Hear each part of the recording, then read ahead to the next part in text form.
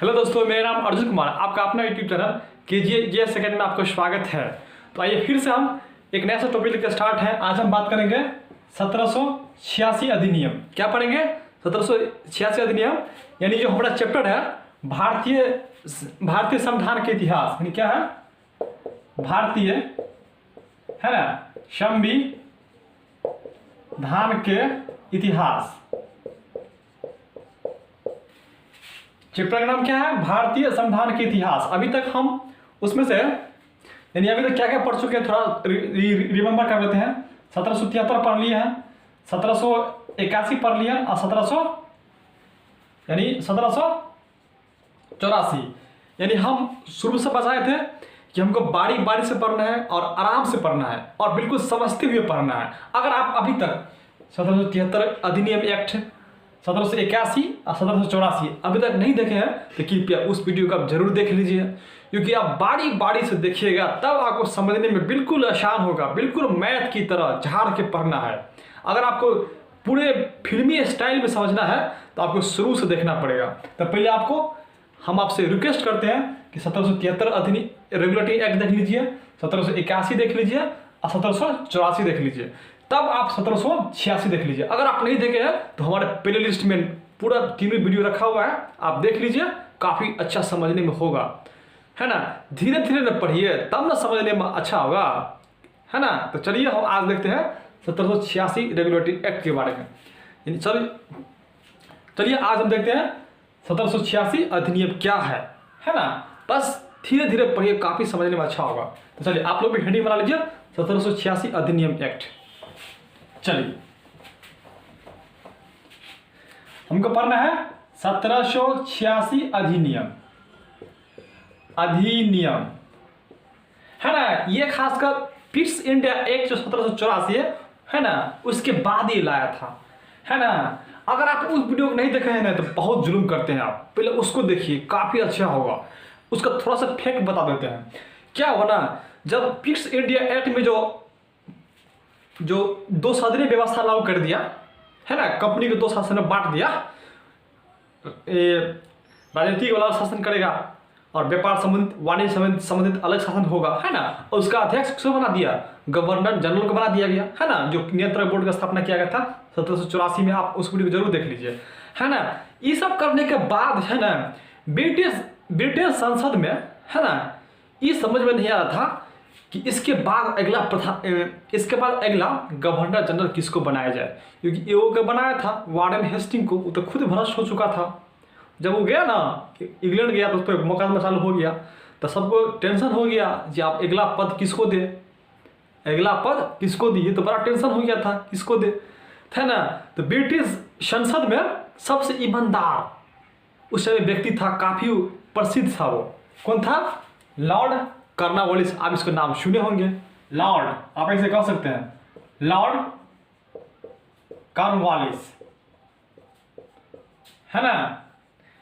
Lord Cornwallis को 1786 अधिनियम में कहा गया क्या कि आप जाइए इंडिया जाइए और कंपनी का गवर्नर जनरल बनिए, इसको कहा गया, है ना। इसको कहा गया कि आप जाइए वहां पर ये बनिए, गवर्नर जनरल बनिए। तो ये भी क्या किया, इसको टेंशन था इस बात को लेके कि भाई एगो तक गया, यानी वारेन हेस्टिंग जब गवर्नर जनरल बनाया वो तो भ्रष्ट हो चुका था। आप कैसे भ्रष्ट हुआ, क्यों हुआ, इसको भी डर सताया जा रहा था, है ना। कि इसको भी डर सताया जा रहा था कि भाई अगर हम जाएंगे तो मेरा भी ऐसे ना हाल हो जाए, अगर हम सही काम करेंगे तो हो सकता है कोई और फंसा दे हमको। ये लग रहा था कि हमारे व्यवहार पे कुछ या हमारे चरित्र में कोई दाग लग जाए, इस टाइप का था, वो सोच रहा था। इसने कहा कि ठीक है, हम तो बनेंगे जरूर, यानी, है ना। इसमें जो अधिनियम लाया ना, कहा कि कॉर्नवालिस का, हम तो गवर्नर जनरल जरूर बनेंगे, लेकिन हमारा क्या होगा, 2 शर्त होना चाहिए। क्या होना चाहिए? 2 शर्त होगा। 2 शर्त हमको मान लीजिए, तभी हम क्या बनेंगे, अगला गवर्नर जनरल बनेंगे, है ना। तो कहा कि ब्रिटिश संसद कहा, है ना, ब्रिटिश संसद कहा ठीक है, आपके पास क्या 2 शर्त है, हमको सुनाइए। तो कहा कि 2 शर्त था इसका पास, है ना। ये 2 शर्त रखा कि मेरा शर्त 2 पूरा होना चाहिए तभी हम अगला गवर्नर जनरल बनेंगे। तो कहा ठीक है, अपना शर्त सुनाइए, उसके बाद हम देखेंगे क्या है कि शर्त के बारे में, है ना। जब ये शर्त सुनाया, 2 शर्त मात्र सुनाया, है ना। तो कहा ठीक है, अच्छी बात है, आप जो ये 2 शर्त कह रहे हैं, ठीक है, हम उस चीज़ को मानते हैं, उस पर इसी अधिनियम में जोड़ दिया गया, अब उस शर्त को भी लागू कर दिया। तो आज वही देखेंगे 2 शर्त क्या क्या इसने कहा ब्रिटिश संसद को, एलिजाबेथ को, कि है ना हम वैसे नहीं मानेंगे, हमको 2 शर्त होना चाहिए, 2 शर्त पूरा कीजिए। तो वो 2 शर्त को पूरा इसमें किया, उसमें लिख के उसमें लागू किया। तो क्वेश्चन ऐसे बन जाता है क्या कि लॉर्ड कॉर्नवालिस किस अधिनियम के तहत गवर्नर जनरल बना? तो 1786 अधिनियम एक्ट के तहत। और उसके बाद इसमें क्या क्या जोड़ा गया? तो मात्र 2 चीज जोड़ा गया। यही लॉर्ड कॉर्नवालिस ने कहा था 2 शर्त, वो शर्त इसमें जोड़ लिया गया। तो आज हम यही देखेंगे, है ना, कि 2 शर्त क्या था, है ना, क्या था और उसको उसमें जोड़ा गया। तो देख लेते हैं क्या क्या इसमें चीज जोड़ा गया, देख लेते हैं।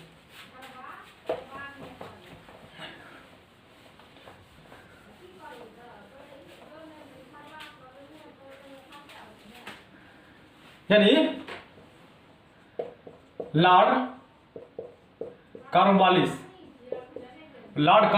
का 2 शर्त, है ना, 2 शर्त इसका था, हाँ 2 शर्त इसमें जोड़ भी दिया गया। तो हम एक यह कह सकते हैं कि इसने कहा कि अगर कोई, है ना, अगर कोई निर्णय, है निर्णय या नियम, है ना, नियम, अगर कोई निर्णय या नियम हमारे पास, है ना, आएगा कंपनी के द्वारा जो निर्णय लिया जाएगा या नहीं, तो जो ब्रिटिश संसद द्वारा जो नियम होगा, है ना, अगर कोई निर्णय या नियम हमारे पास आएगा तो हम उसे, है ना, हम उसे अपने इच्छा के अनुसार, है ना, लागू करेंगे। यह निर्णय दिया कि अगर कोई निर्णय आता है ना, तो गवर्नर जनरल को, है ना, ऐसा कह सकते कि यह पावर दिया कि आप अपनी इच्छा पर डिपेंड पड़ता है कि आप उस कानून को क्या कीजिए, लागू कीजिए या नहीं कीजिए। तो इसी तरह से क्या था, लॉर्ड कॉर्नवालिस ने यह नियम दिया था, यानी यह शर्त रखा तो शर्त को मान भी लिया गया। जैसे अभी भी होता है, आप देख सकते हैं कि कोई संसद में कोई सरकार कानून बनाता है तो राष्ट्रपति के पास जाता है, तो राष्ट्रपति क्या करता है, या तो उसको तुरंत पारित कर देता है, या नहीं तो वो अपने पास रख लेता है, या नहीं तो उसको वापस कर देता है। इस तरह के नियम अभी भी है। तो यह निर्णय कॉर्नवालिस किसको दिया? ब्रिटिश संसद को, जो मान भी लिया, इसमें जोर भी दिया गया। तो यह हो गया पहला शर्त, यह हो गया। दूसरा शर्त देख लेते हैं। दूसरा शर्त क्या था? मुझे यानी कि लॉर्ड कॉर्नवालिस को मुझे सेनापति या कमांडर इन चीफ का भी पद दिया जाए। देखिए, ये था लॉर्ड कॉर्नवालिस का मन था, मन सोच रहा था कि अगर हम तो अच्छे आदमी हैं, हो सकता है हम भारत जाएंगे, है ना, तो उसके विरुद्ध, किसी के विरुद्ध हम काम करेंगे, वो कोई को डराएगा, धमकाएगा, है ना, तो हम तुमको फंसा देंगे, ये कर देंगे, क्योंकि हम तो भ्रष्ट नहीं है, हम तो चाहेंगे अच्छा काम करने के लिए, है ना। तो अगर हो सकता है कि अगर ऐसा उसके हिसाब से काम नहीं करेंगे तो हमको फंसा देगा।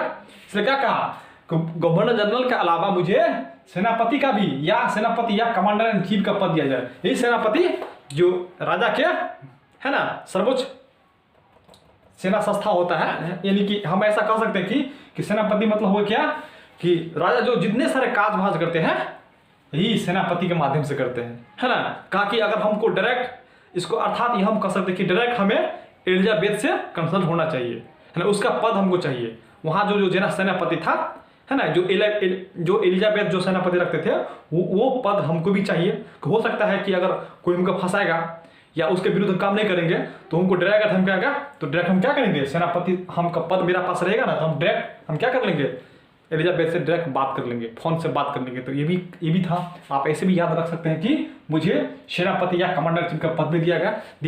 ये भी क्वेश्चन पूछ लिया जाता है, यानी कि ऐसे पूछ लेगा कि किस अधिनियम में, है, सेनापति या कमांडर इन चीफ का पद का वर्णन किया गया है।